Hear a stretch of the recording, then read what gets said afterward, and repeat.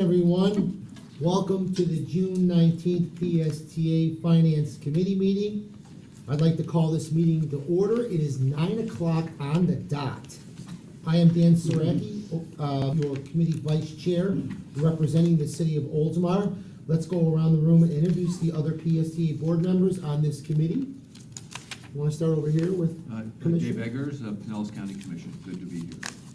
Tom Reed, Commissioner, City of South Pasadena. Good morning, welcome. I'm glad to be here, rather. Vince Cox, Pinellas County. Welcome, everyone. And Brad, you want to say anything? Hello, I'm Brad Miller with the SBA. Great to be here. All right, wonderful. Oh, are you? No. No, I'm not on there All right. anymore. First item on our agenda is the public comment. Do we have any public comment? No. Written or on the phone? Nothing. Okay.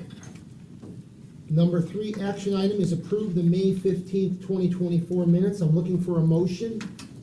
Move to approve the May 15th minutes. Need a second? Second. I have a motion and a second. Is there any other discussion on this item?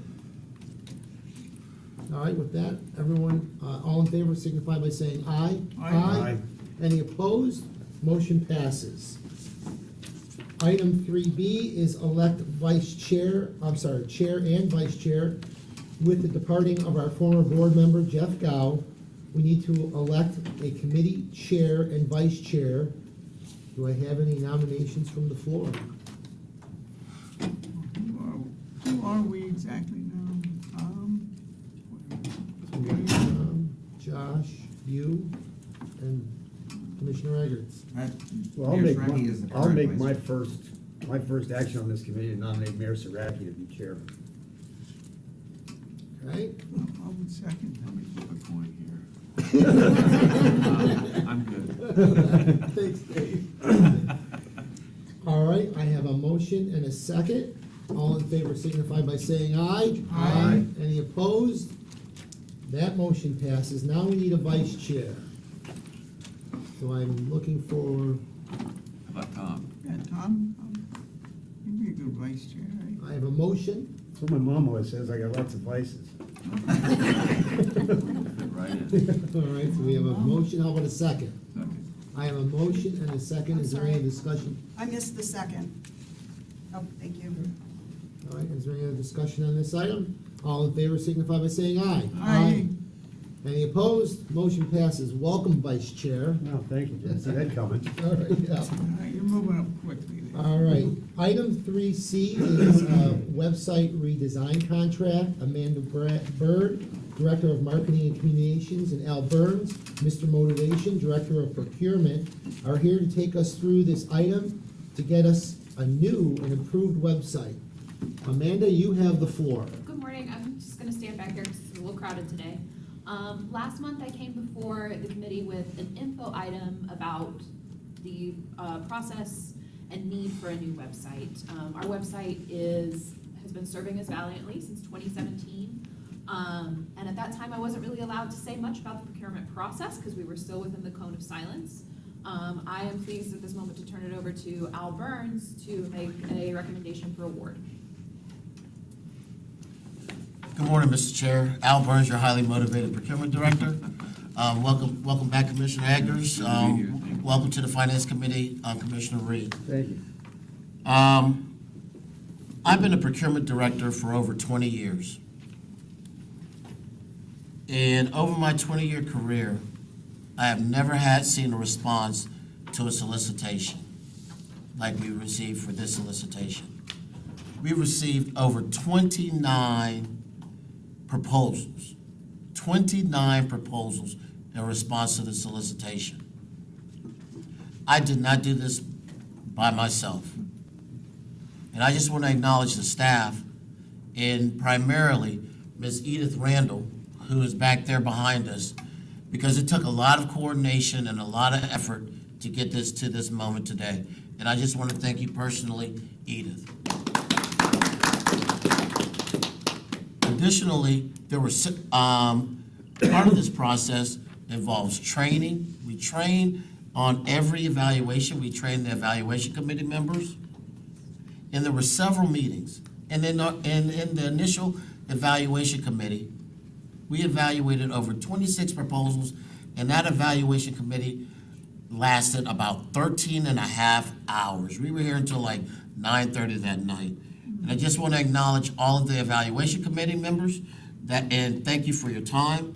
Ms. Amanda Baird, the project manager, Cheryl Thomas, project manager from the IT division, David Lee in the back of the room, IT, and Amanda Boysen, that is part of the marketing department. And as you can tell, we had a diverse, it wasn't just the marketing people that participated in the evaluation of these proposals, but we had technical people from the IT department. On May 2nd, we released our RFP and issued it in compliance with PSTA's procurement policies and procedures. On April 5th, as I said before, we received 29 proposals. However, 3 of them were deemed non-responsive for various reasons. They didn't turn back, they didn't return the required certifications to certify that their proposal and various things of that nature. In your packet, you'll see the evaluation criteria that was used. And we didn't put as many points on price. We were concerned about the technical capacity of the firms that submitted.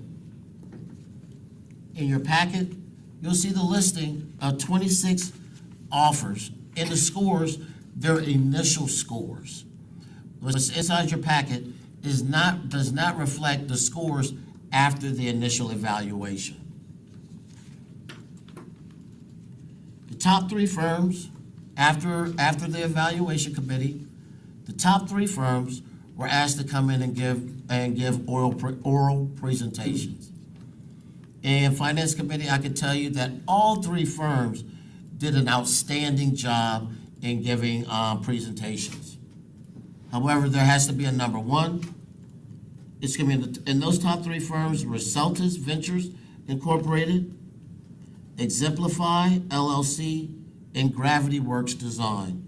Those were the top 3 firms that came in and gave oral presentations. Below, you'll see a chart or a matrix that shows the ranking. And I can tell you, with bringing them in, it kind of narrowed the gap as far as points. But Celtis still remained number 1. They went in initially in the first evaluation committee meeting in the evaluation committee meeting as number 1, and then after the evaluation committee meeting, they still remain number 1. Celtis Ventures Incorporated, I think, is an outstanding company, and what they demonstrated in their proposal is that they do a lot of work in the transit arena. The public transit arena. We did a responsibility check. They're not debarred, suspended, or any of those bad things. The fiscal impact of this. The initial project is standing up the website, and that is grant funded. After we put options in the solicitation for service. So they'll come in and annual service. And that is funded with operating funds. So the initial stand-up of the website, which is we anticipate to take 18 months, that is federally funded. And all the maintenance and ongoing support years is operating, and that will be put in the operating budget for future years.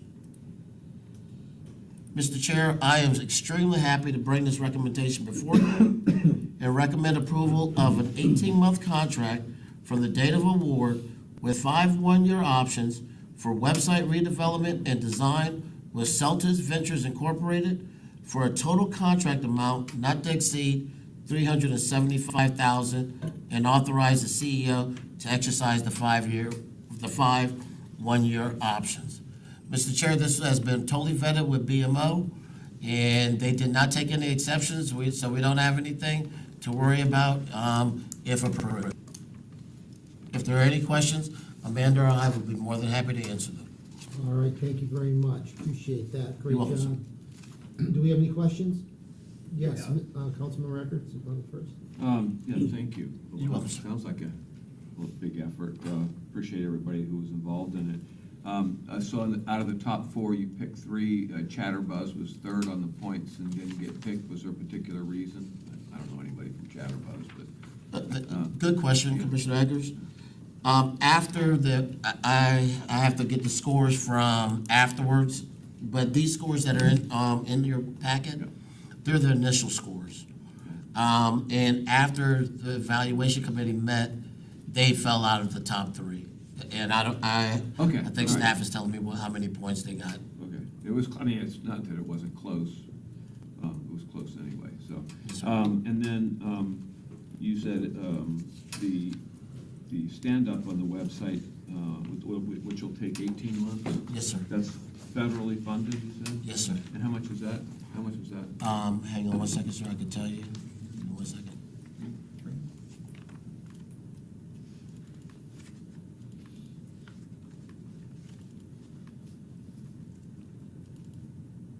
Give me 1 second, sir.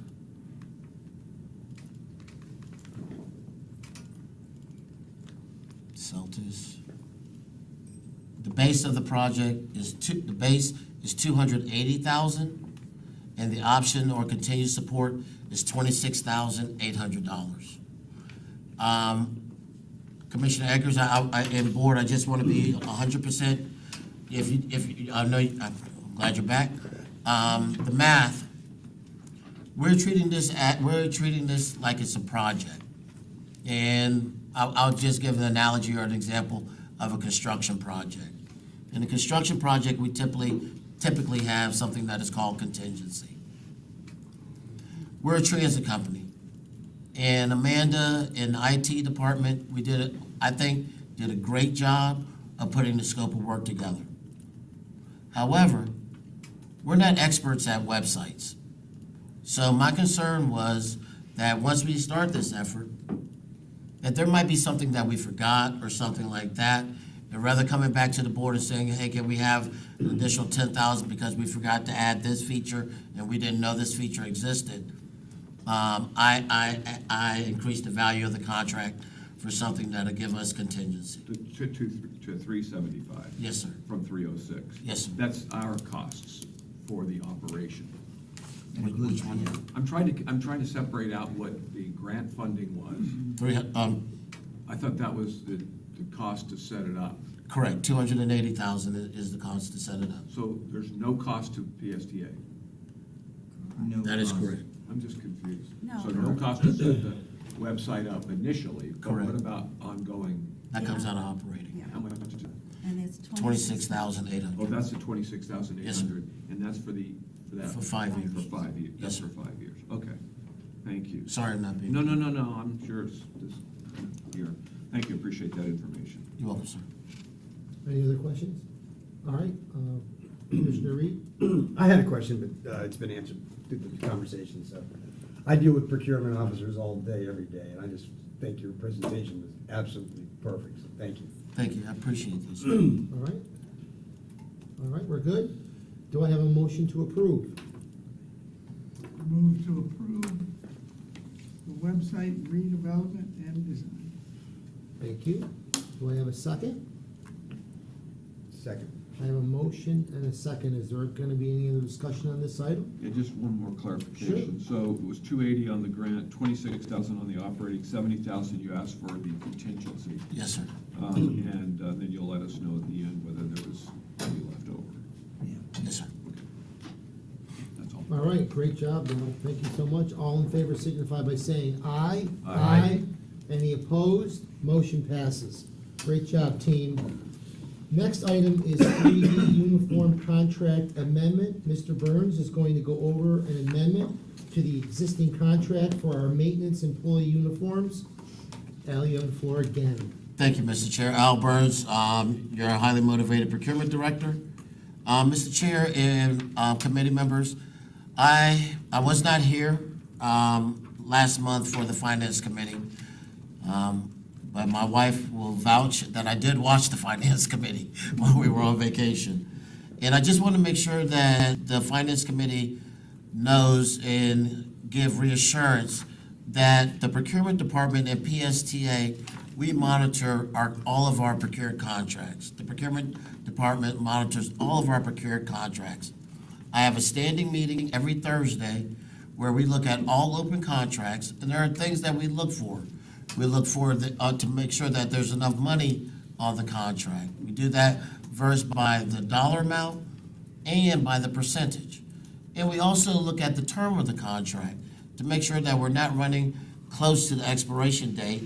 And there are processes in place where we notify our internal customers that, hey, you're running out of money, or, hey, the term of the contract is about to expire. Do you want to go back out? Do you want to resolicit, et cetera? So I just want to make sure that, Mr. Chair, that I give you that confidence that we are monitoring. In the case of this action item, this contract was authorized in 2020. This contract was authorized in 2020. And shortly after this contract being authorized, the pandemic was upon us. What we did, Cintas came to us with letting us know that they had PPE to support all of our frontline employees and administrative staff, but they charged us for it. The amount that and the PPE that we purchased from Cintas was funded by 100% federal funds. The PPE that we purchased that was applied against this contract was purchased with federal dollars. During the course of the contract, Cintas requested escalation. And there's a process that we use when a contractor requests escalation. They have to provide us all the supporting documentation to support that request. And that comes in the form of showing us all their suppliers' requests for escalation. The uniforms that we use is to support our fleet maintenance and our facilities personnel, which are approximately 100 people. Those 100 people, they go through uniforms and we rent those uniforms, and we exchange uniforms, approximately 475 uniforms a week. Mr. Chair and Finance Committee members, this is also a union contractual obligation that we have with our union employees. Like I said earlier, we monitor the contracts, and when we were monitoring, we noticed that we were coming close to reaching the value of this contract before the full expiration. The contract is not out of money. It has approximately $42,800 on it. But Mr. Chair and Finance Committee members, that is not enough for the complete term, and I believe the contract expires in August of 2025. So what I'm asking, Mr. Chair, is an additional $100,000 be added to this contract to get us to the expiration period, which is August 2025.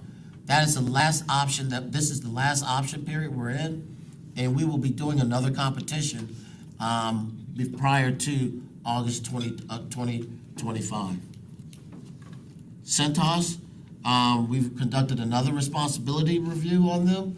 They're not debarred or suspended. The fiscal impact of this is all operating funds. So, Mr. Chair, what I'm bringing before you is recommend approval of an additional $100,000 to be added to the existing contract with Cintas Corporation for a revised not-to-exceed amount of $525,000. If there are any questions, myself or my colleague, Mr. Lukasik, are more than happy to answer them. All right, thank you very much. Yes? Yeah. So you stated, and I'm just making sure I understood, that you've done a feasibility study, for lack of a better word, to justify their request for the money. In other words, their suppliers have raised money, and therefore they have to pass it on to us, and you've gone through that whole process. Yeah. I understood that correctly? That is correct. In our contracts, we have an escalation clause Right.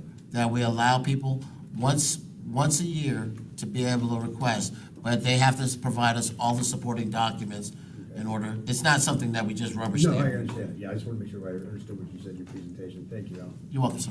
All right, Commissioner Cox? Thank you, Mr. Chair. Thank you, Val. And how long have we done business with Cintas? We've done business since the contract was awarded in 2020. And I would tell you that, I think my colleague, Mr. Lucchese, would agree, they're doing a really good job. Who did PSTA use prior to that? UniFirst, Universe, yeah. yes, sir. And their service was something to be desired at that time. Okay. That's all for me. All right, Commissioner Eckert. So how much money, I mean, I've heard a lot of stuff, so Yes, it's sir. all garbled for me because I'm still learning again, but how much is it costing you a year to do the uniforms?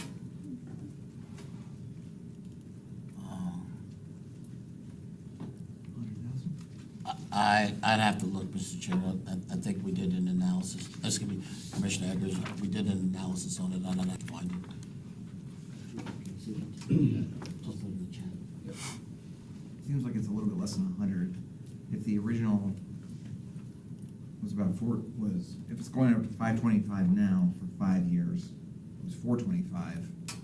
But then you add all the extra COVID stuff, COVID PPE.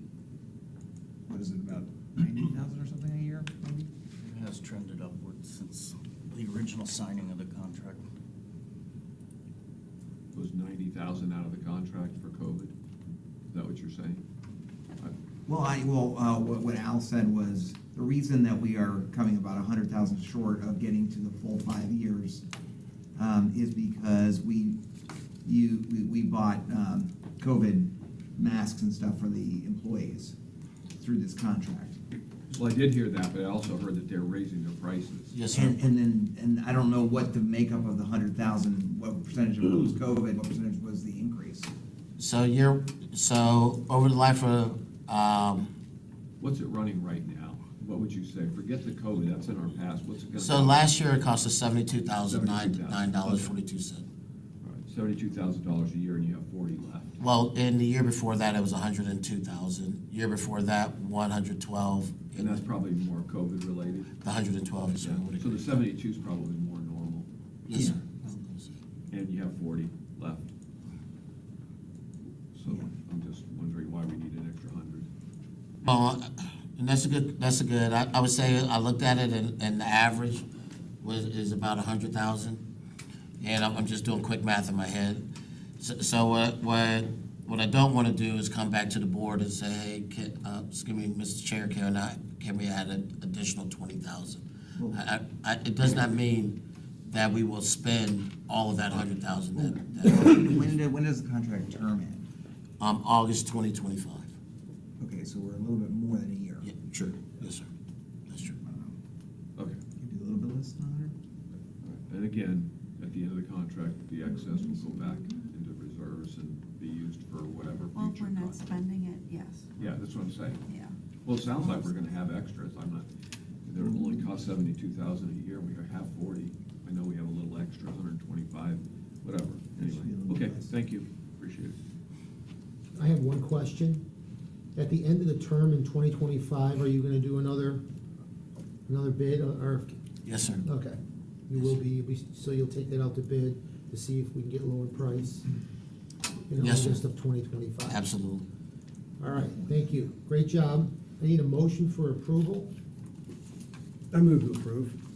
I have a motion. I'm looking for a second. I'll second that. Okay, any other discussion on this item? All in favor signify by saying aye. Aye. Any opposed? No. I have one no. Oh, So I'm 3-1. I'm sorry. Commissioner Eckert said no. Thank you. Next item on our agenda is 3E, Legal Services Agreement. Next up, Mr. Burns will outline a new contract for PSTA's legal services with PSTA's longtime counsel, Alan Zimmett. Al, you got the floor again. Yes, sir, thank you. I'm Al Burns, Director of Procurement. This action item is for legal services agreement. The action is recommend approval of an agreement for legal services with Brian Miller Olive, BMO, for 5 years and an amount not to exceed $1,750,000. Just a little background, and it just wanted to put this in PowerPoint. Like I said, I've been around for a while, and it is truly a privilege to work with Brian Miller Olive, particularly Alan Zimmett. I've learned a lot in the last 5-6 years that I've been here at PSTA under his leadership and other members of BMO. Alan Zimmett has been our general counsel since 1988. Long time. He knows PSTA inside and out. Alan is also, he's a member of the litigation group and a member of the Government Counsel Services of Practice Group. He has more than 40 years of experience and is certified by the Florida Bar. And something that I thought was very unique is he's also a member of the District of Columbia Bar. Alan serves on a panel. He's a transit. He knows transit. He serves on a panel of transit legal experts for the Transportation Research Board under the National Academies of Sciences, Engineering, and Medicine in Washington, D.C. I think earlier this year or late last year, if I'm not mistaken, Brad, he had to go to D.C. and sit on that panel and did a presentation. BMO is much more than just our general counsel, finance committee members. They help out HR with HR matters. They help the transportation group when they're in contractual issues, or excuse me, in contract negotiations. And they also help out the procurement department. Every solicitation, every request for proposal or request for qualification is vetted by them. I put it together, they mark it up and make edits and before it's released. Wanted to show you what the expenditures looked like versus budgeted versus actual since 2019, and the relevance of 2019 is when we first did this contract and was projected from 2019 to FY 29. If you notice here, there's an uptick, excuse me, it's up right now, 270,000 has been budgeted for this year, and the actual is 304,000. But as you know, we're still in this fiscal year. That is just where the spending is trending. Next year, we're budgeted for 315,000, excuse me, next year, we're budgeted for 315,000, and those actuals are based on what we have spent in previous years.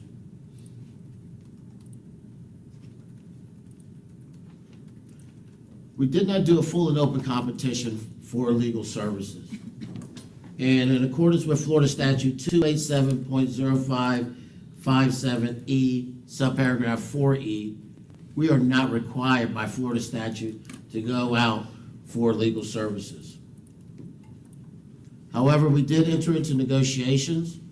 I led the negotiations, and Brad, I'll call him Brad the closer. Brad closed the solicitation. Some of the areas that were negotiated were the new term of the agreement. And there's specific language in this new agreement that's in your packet as it relates to the term of the agreement. Also, the termination of the agreement. There's this new language or revised language in regard to the termination of the agreement. We negotiated the labor rates, and the labor rates are in line with some of the other municipalities and cities here in this area. I want to say Largo. City of Largo. That's what I did my comparison to. I also looked at the rates that other transit are doing. For example, Lynx in Orlando, and our I want to say competition, but our partner across the bay, Hart. I looked at their rates. Their rates may be a little lower than ours, but it's because they only use for general counsel. As I said before in the previous slide, we use BMO for a lot more than just general counsel. So I do find these rates to be more than fair and reasonable. They've been our partners and our firm for a long time. However, I have a responsibility and they are not debarred or suspended or on any bad guy list.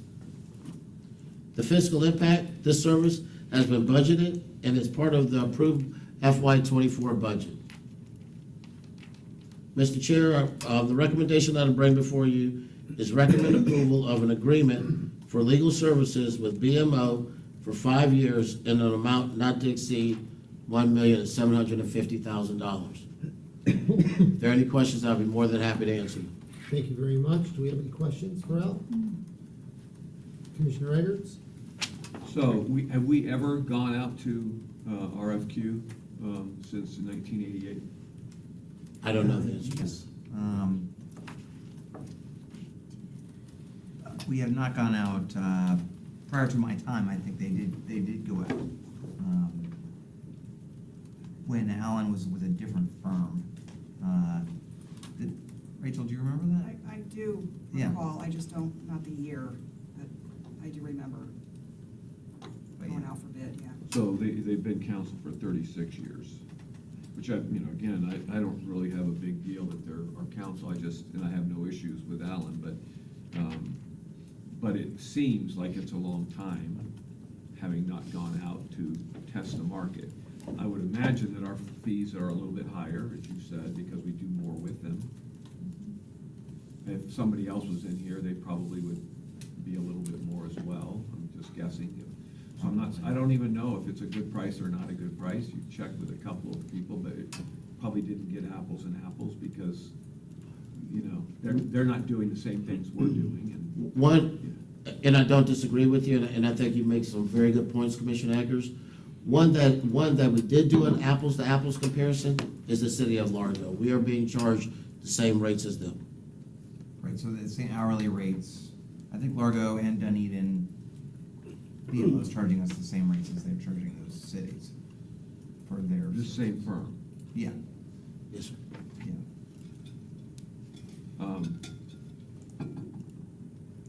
I would think it would be healthy. I mean, at this point, when does the contract up?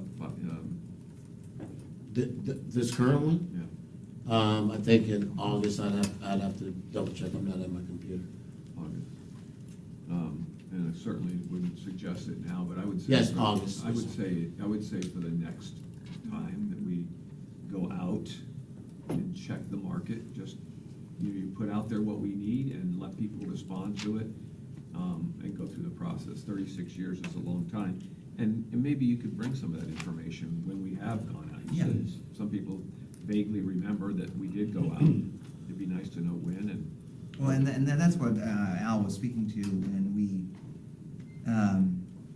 added to this contract a new termination process, because I don't know, but it's possible that this would be the last contract with Alan Zimmett. He's maybe looking to retire after a long, good career. And so we asked, rather than just it automatically, upon his retirement especially, or within this within this contract period, This next 5 years. in the next 5 years. Correct. If he retires or we get to the end of 5 years, we reserve the right to go out to bid. We're not wedded to this BMO company. Okay. necessarily. Yeah. And also, I'll piggyback off what Brad said, and we've asked for substantial notice upon, that we get notified, I think 45 days notice. So that would give us enough time to be Yeah. able to do that. 45 days notice of his retiring? Yes, sir. Oh, he'll know before that. Well, my reading, Yeah. my reading is correctly in paragraph 23, either party may terminate disagreement with or without cause and without penalty or expense upon 30 days written notice to the other party. Roger, yes, sir. Yes. So that's really kind of our, Well, I know, but Now, with in any Alan, it'd event. be nice to know ahead of time. no, I'm Like, saying. if he's retiring in a year, then Yeah. we can start that procurement process. Right, and I get. And I think above that, sir, I was there's just- language in I there. guess, is that the new language that you're referring to? Yes, sir, exactly. Okay, thank you. Any other comments? So we are looking for a motion, a recommended approval of an agreement for legal services with Bryant Miller Olive, parentheses, BMO, for 5 years in the amount not to exceed $1,750,000 $750,000. Do I have a motion? I'll move to approve the BMO Okay, I have a motion. I'm looking for a second. contract. I'll go ahead and second. I have a motion and a second. Is there any discussion on this item? All in favor signify by saying aye. Aye. Any opposed? Motion passes. Al, great job again. You can finally sit down. Continues on. All right, next item on our agenda, 3F, fuel contract. Al, you're not done yet. Mr. Burns will now go over the fuel contract. Okay, Mr. Chair. Al Burns, your procurement director. This action item is for diesel fuel and unleaded gasoline. The action is recommend approval of a one-year contract with 4 one-year options with Sunoco LLC, Mansfield Oil Company of Gainesville, Palmdale Oil Company, Petroleum Traders Corporation. Allow the CEO to exercise the 4 one-year options.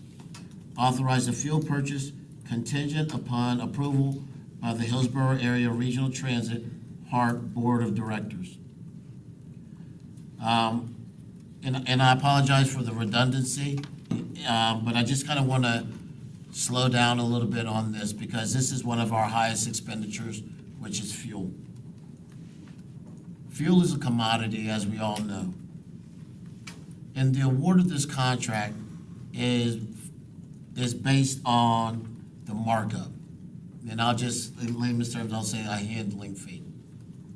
So the fuel costs a certain amount, and then these contractors that I named, they charge us, which is in your packet, they charge us for that transaction per gallon.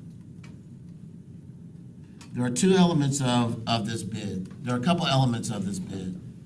One, the fuel types, which is diesel and unleaded. And some agencies have different octanes for unleaded.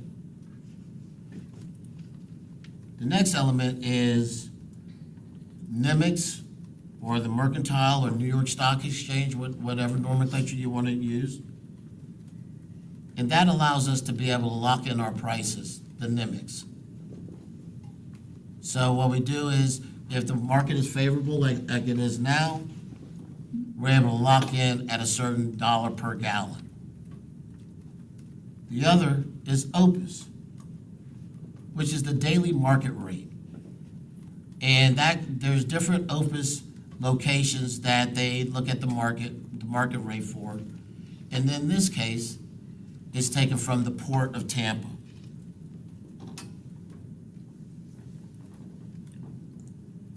PSTA uses diesel and unleaded to move the fleet. Our annual usage is approximately 2.4 million gallons of diesel and approximately 180,000 gallons of unleaded. In May 2019, PSTA joined in the cooperative purchasing of this contract that's administered by HART.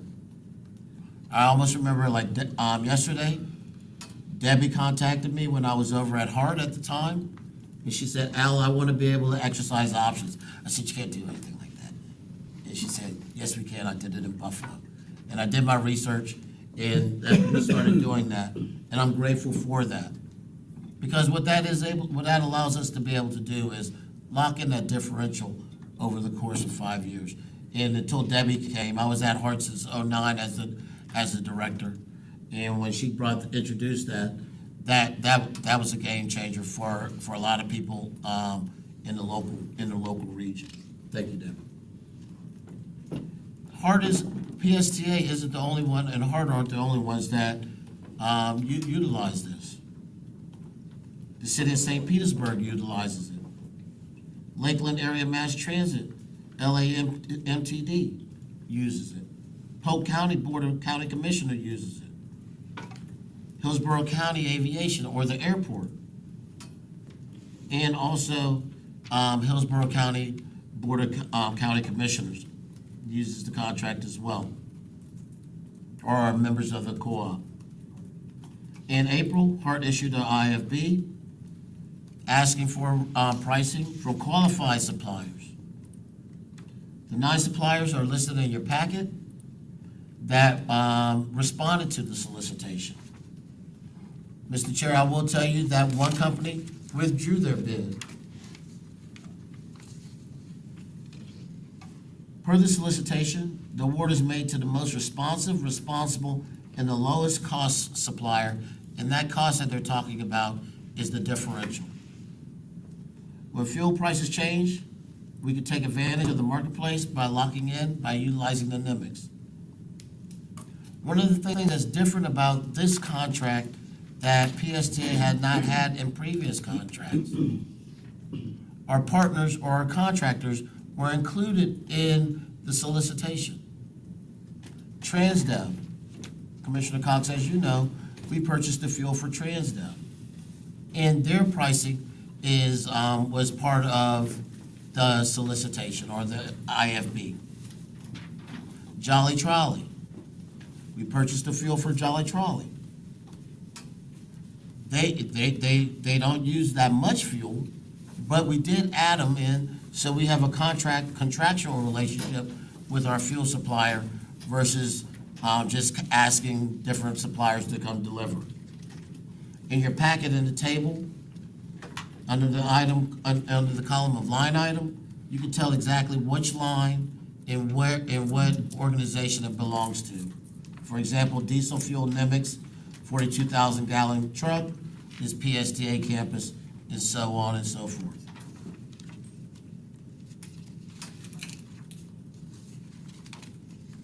The fiscal impact of this is all operating funds. Mr. Chair, my recommendation is authorize the purchase contingent, one point that I need to make sure, Mr. Chair and committee members, that you're aware of. It says contingent upon approval by HART Board of Directors. I watch, HART has a different cycle than we do.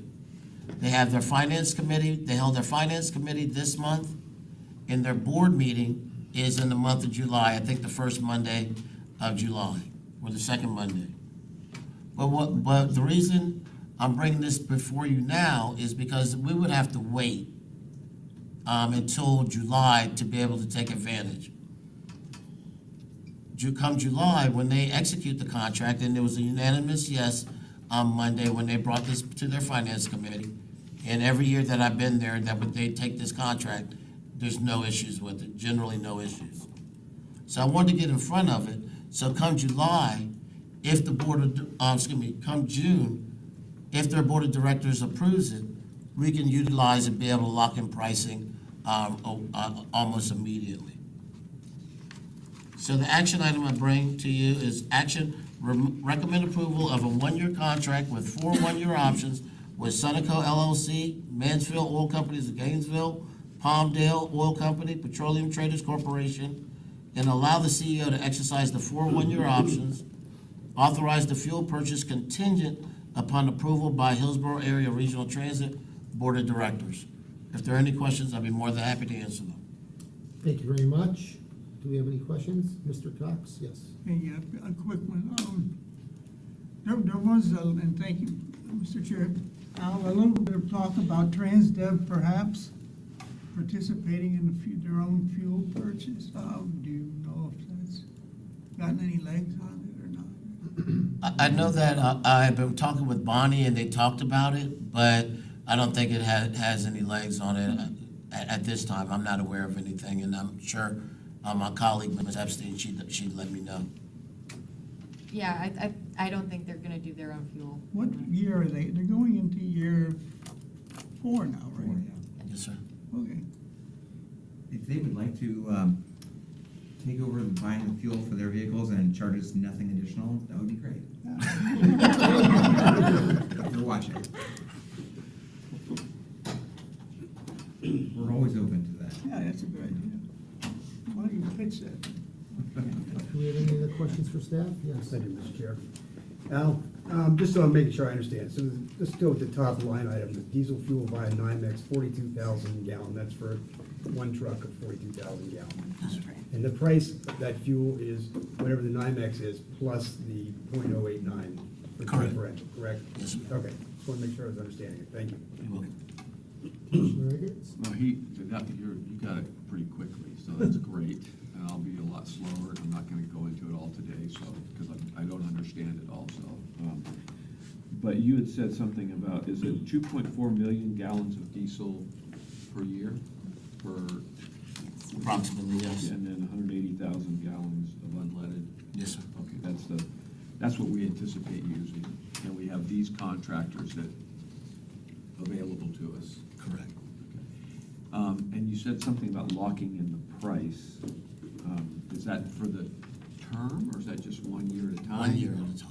And Good, so- very good question. So why don't we lock in longer? If the prices are good. Can I just jump in on Yeah. that one? What this contract allows us to do, rather than doing 1 year, only 1 year, and having to do like we are now at the end of 5 years, wait, is it allows me, as we're going through the budget process at this time of the year, if I see prices are low, I can lock it in, and I can lock it in at $42,000 contracts or half contracts. And when I do that, they add the 8 cents on top of each gallon of fuel, fuel price. Right. And I will say it's less than what our lock-in differential is right now, which is around 13 cents a gallon. So that's great. So by having this rolling thing, I can start locking in for the next fiscal year.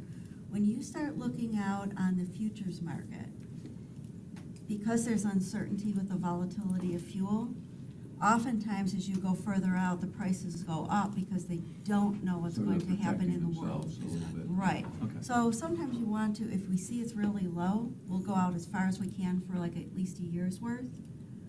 But, you know. So at least a year's worth is pretty good. Right, and I try to lock in, my strategy is about at least 2/3 of the fuel's gonna get locked in. Because it's a large dollar item, that takes 2/3 of it off my head as worrying about it. Gotcha. The other third, if the marketplace is lower than what I locked in at, hey, we're making out. If I see it start to go up, like we did this year, I can lock in more as we go throughout the year. It's not at any one point in time. And then you do that every year, Mhm. looking at about this time I'm of always, the year? I look every day, Okay, all right. yeah. Yeah, and you could, that's what that NYMEX, New York Mercantile Exchange, just go on, if you just Google that, you can see the price of diesel or unleaded, whatever, and then they just add that markup. I got you. And this is the different markups that are here. Mhm. And why are some minuses? I mean, all of them seem to be, well, there are a couple minuses. What is, That's what there's, Do you want me to give the answer to that one, probably? I know the answer, but I'm curious to see. No. No, go ahead. No fighting. Some of these folks, they go in and they're locking in, you know, on a different basis. They might do it as an investment, do whatever. So when they're locked in at a certain price, they know they can give back a little bit and they're getting your business. It's not a huge amount, like 3 no, I cents get or it. something. Yeah. Thank you. Appreciate that. All right, thank you. Okay. Yes, Commissioner. Yes, thank you. One last question. What is, just ballpark, what is diesel fuel running right now today? Right now, today, I can probably tell you it's around 246 gallon, roughly. Okay. We got That's it. without tax, right? What's that? Without tax. Yeah, Right. yeah, So- get that. Okay, so it's a negligible markup. Yeah. You know, less than a couple of percent, well, right around 3%, I guess. Okay, So- thank you. $2.60 yesterday before a differential. Great. Any other questions? Yeah, unleaded, That I don't know. I have that. One of the things I could tell you, as far as unleaded, Commissioner Cox, that we did, we have the ability to be able to lock in unleaded, this contract, where we didn't take advantage of that in previous contracts. yeah, because there was a spike like 2-3 weeks ago, up to like 3.50 or 60 a gallon. Now it's down to $3 a gallon. $2.92 yesterday. 2.92, all right, cool. 292 yesterday. For unleaded. Thank you. Any other questions? I have one question. So Al, with all the electric buses that we're getting, this will definitely be starting to decrease, correct? Yes. It will. Great question. Yes. Right? It is. All right, Yes, sir. good, so next year it'll be even lower. 2.4 is a little All right, much. since there are no other questions, do I have a motion for approval? Excuse me. I'm reluctant to make a motion. I move. Move to approve. Tom moves to approve, I'll second that motion. All right, any other discussion on this item? All in favor signify by saying aye. Aye. Any opposed? Motion passes. Thank you very much, Al, again. Next, we have G3, maintenance software. Next up is for a contract for our maintenance software that takes advantage of Al, AI. or AI, excuse me. Takes advantage of Al. Takes advantage of AI. Henry will, from PSCA's Director of Maintenance and AI, will talk about this item. Henry, Oh, you yeah, have the that's floor. Al. What's his name? That is Al. That is Al. No, that is Al, okay. So because we have a couple of new members to this committee, and we have some time, I'll give a little brief history lesson on what this is. So several years ago, the maintenance department was approached by a company called Pretect. And what they were offering was a system that is installed on each bus in the form, you could call it artificial intelligence, which monitors all of the 26 different computers and the communication pathways, basically 24/7, 365. And the point of it is that in terms of analyzing all of the sensor data constantly, normalizing those sensors, that if there was a deviation from the norm, that it would flag it in advance of anything failing, therefore being predictive, and that we could fix it before the bus actually experienced the failure. Now, that makes absolutely, really no sense, so I'm gonna analogize. So anybody who drives a late model car today knows how sophisticated they've gotten. To date, there are over 5,000 different trouble codes that could throw a check engine light in today's modern automobile. Now, wouldn't it be great that you could receive an alert, an email, a text, what have you, that said, hey, sometime in the future, you're going to get a check engine light, your vehicle is gonna come to a stop, and you're gonna be stranded somewhere. That's what this system does. Now, as always, the Conservative Maintenance Department, when we first were asked to try out this under a demonstration program, was sure, we'll try a small subfleet of buses, about 20 of our late model buses, 2010 to present day. When it would send us alerts, of course, we would stress test that and vet that. So if it said there's a sensor that doesn't seem like it's operating within the normal parameters, we would bring the bus in, we would test it, and we did confirm through much longer diagnostic processes that it was in fact predicting these failures or anomalies at a 98% accuracy rating. It's not just a system that says, hey, there's a problem, go fix it. What it also does is through statistical analysis of all the other vehicles that share common components in the world, that it will offer up what is the most probable repair plan to correct the issue. So here's the fault, and here's a repair plan to get you started. Now, when you take all of that, it's really getting to a point of proactive maintenance for the modern day era, as opposed to reactive maintenance, which is check engine light, it's on the road, on a route, bus comes to a stop, now it's considered a road call, we need to swap the bus out. Most importantly, it's an inconvenience to our passengers because their day is interrupted, and it's lost time in service, and certainly a down bus, which cannot be used.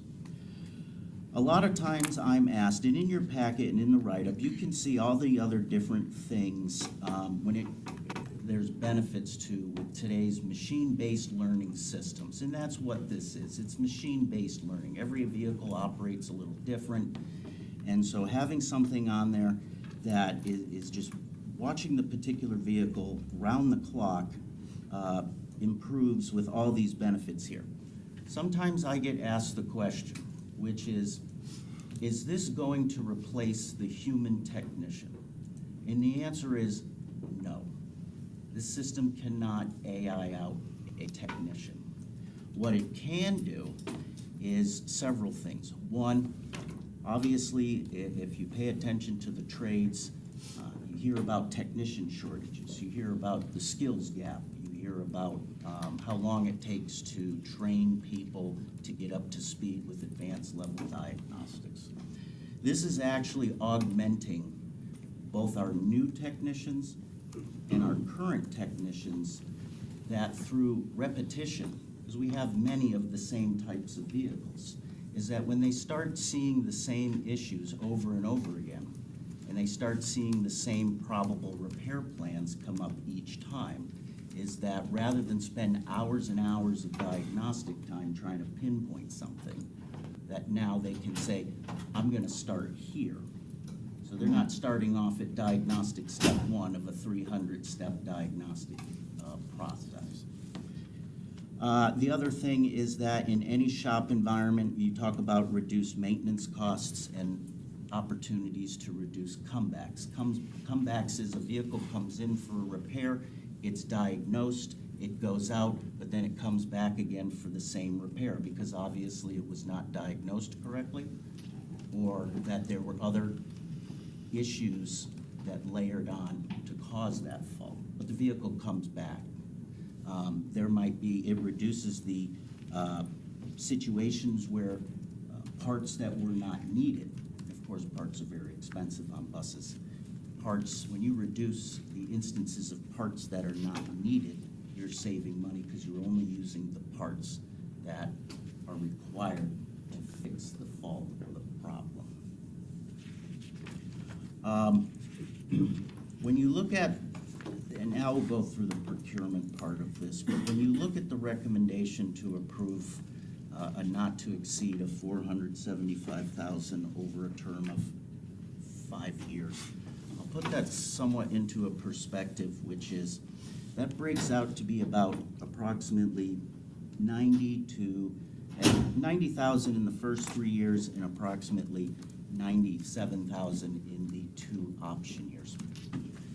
That is the equivalent to having basically 1 technician added to our maintenance department. That's what the annual cost is, about 1.25 technicians, but I'm not going to hire a quarter of a technician. But when you think about how this system is watching 115 buses 24/7, 365, and reporting back to us when it detects a problem, that really kind of puts it into perspective that it's like adding 115-ish people to each bus to just sit there all day, every day, saying, just let us know when there's a problem. Now, the other thing I want to say is this certainly does not replace our routine preventative maintenance inspections and that occur every 5,000 miles. So we're still bringing buses in. The other benefit that you see, and you can see it reflected in the monthly statistics reports, is our benchmark in maintenance for vehicles, which is mean distance between failure. And you can see that it's very high, around 20,000. I think I looked at where we were for the month of April, and it was about 27,000 miles between a failure. That is exceptionally high, even by the industry's benchmark standards for the fleet that we have here. Al, if you want to take over from here. I think Henry covered everything. The only thing that I'd like to add is that Pre-Tech is a proprietary product. And what we did was we went out and we treated this as a sole source.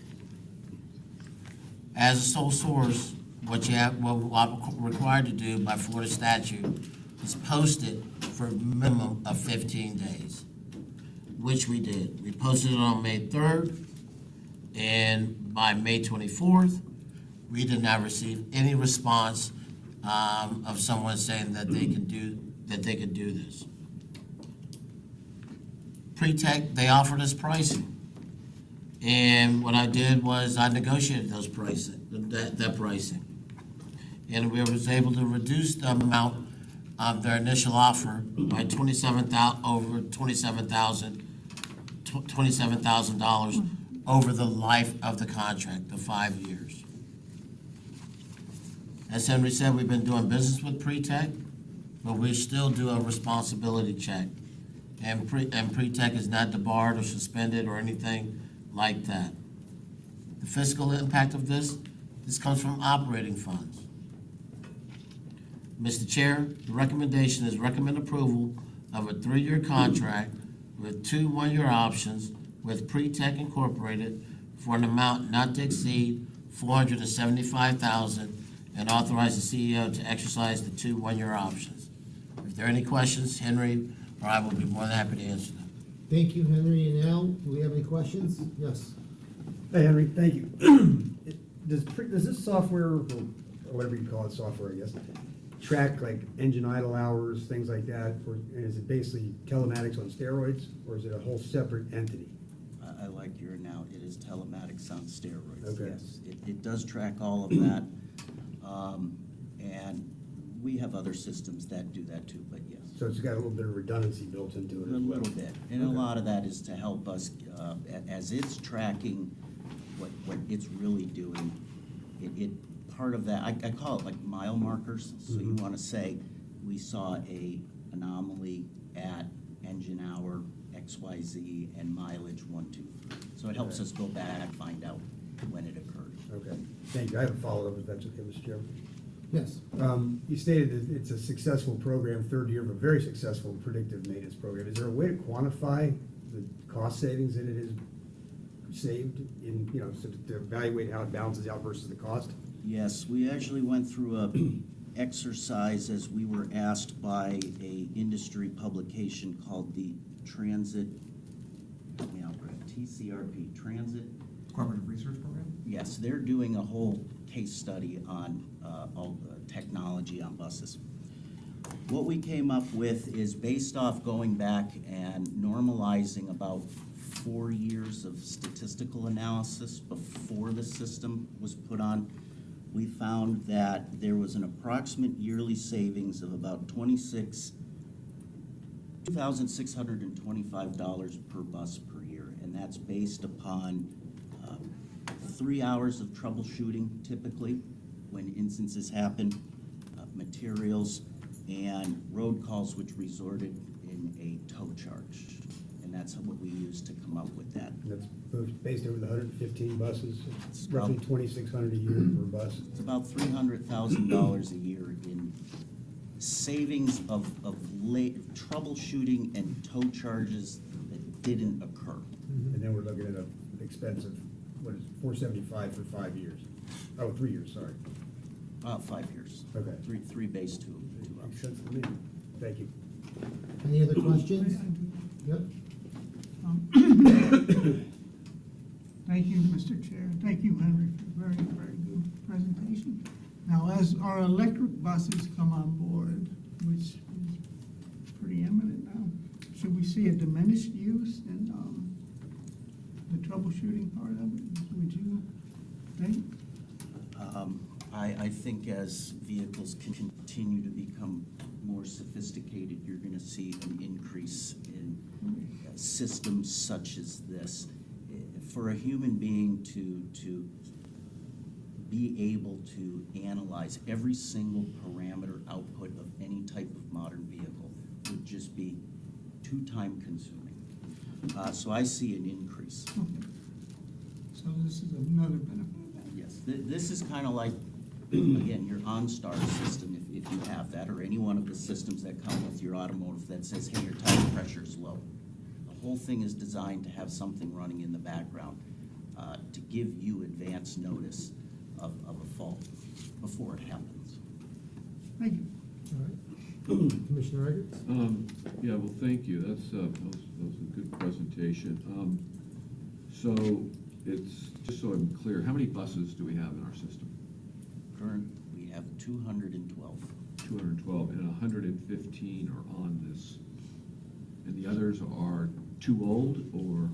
Both too old, and they're being replaced with the 62 new buses that are coming. Okay. So does this include service on the, would we have, how many electric buses do we have now? Presently, we have 12. So is this doing the work on that as well? It does not, but we are currently working with Pretech. I don't want to get too in the weeds, but because the electrics are so new, that the fault codes are still being defined from the equipment manufacturers of the systems on the bus.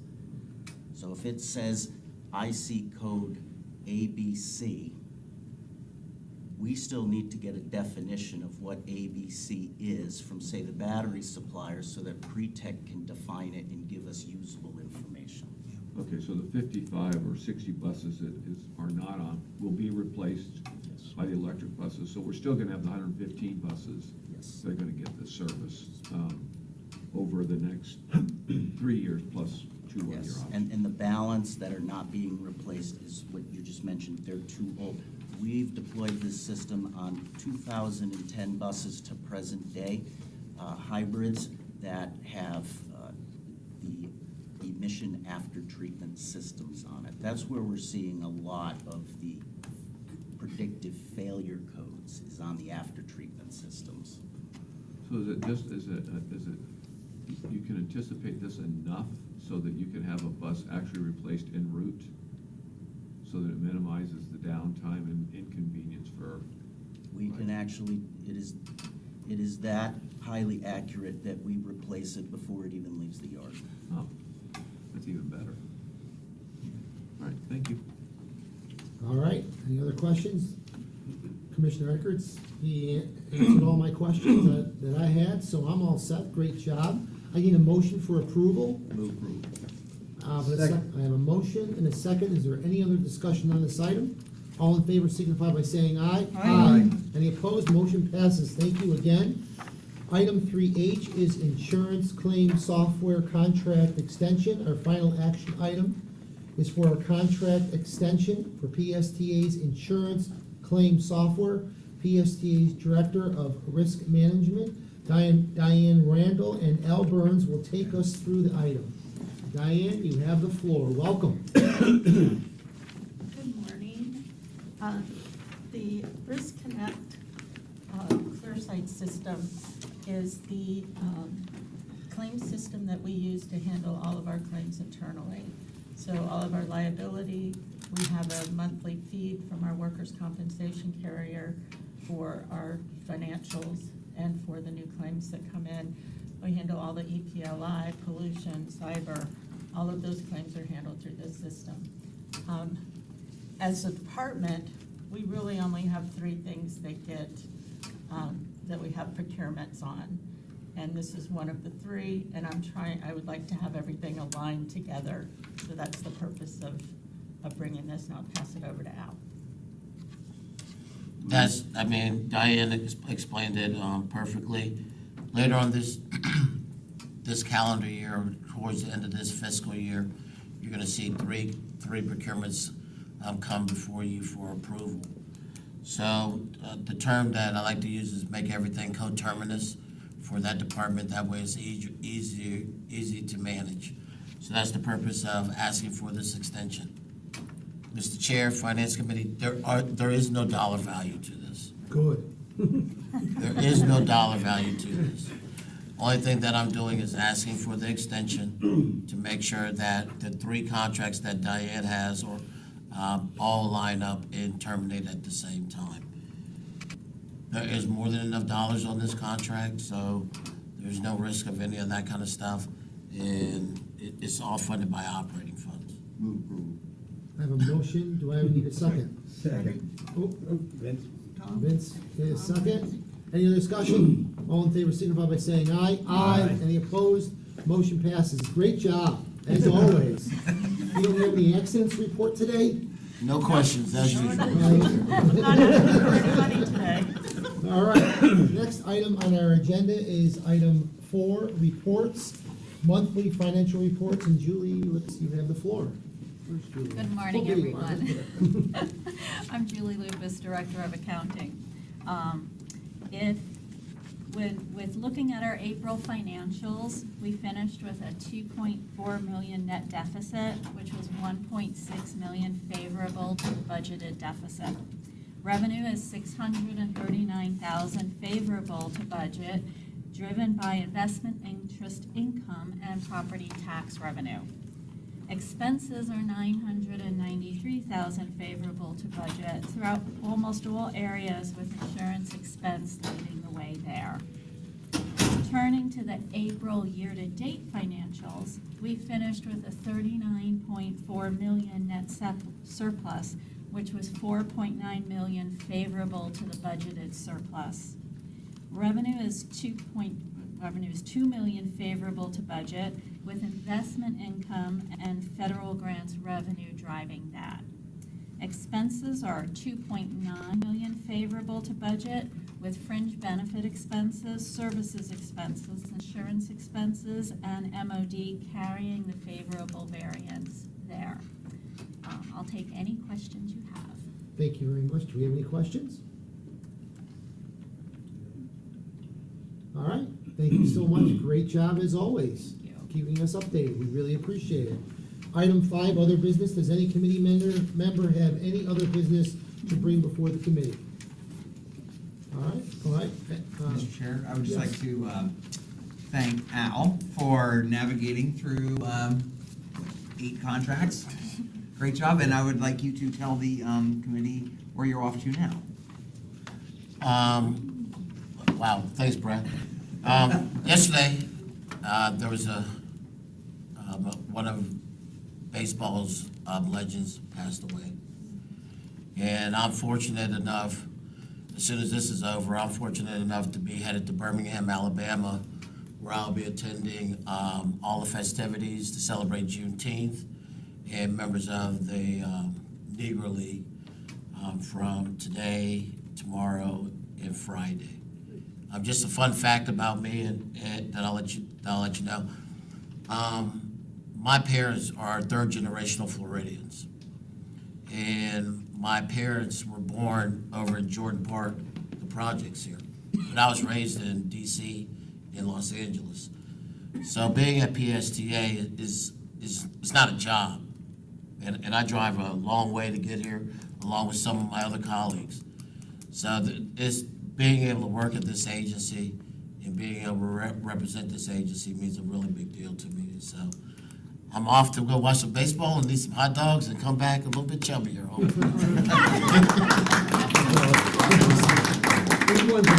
Yes, sir. All right, Brad, anything else you want to share with us? All right, great meeting. Our next meeting is July 24th at 9 a.m. This meeting is adjourned. Thank you, everyone. Thanks for the nomination. Now, Good see you as well. Yeah, we'll see you. Good, these meetings will move. Yeah, I'll see you on the 24th. Yeah, now we will get a moving. My commissioner. How are you feeling? I'm good. Okay, I got this. Then we'll see what happens. I don't want to. Oh, good. All right, good to see you. Oh, yeah. Yeah, Bruce is, He's awesome. yeah, he's doing All right, Julie. I mean, maybe after this meeting.